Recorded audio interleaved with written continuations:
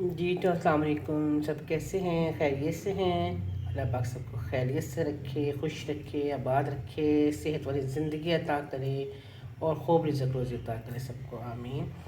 तो आज मैं बना रही हूँ जी बहुत ही आसान और एक मुख्तलिफ़ तरीके से माश और चने की दाल।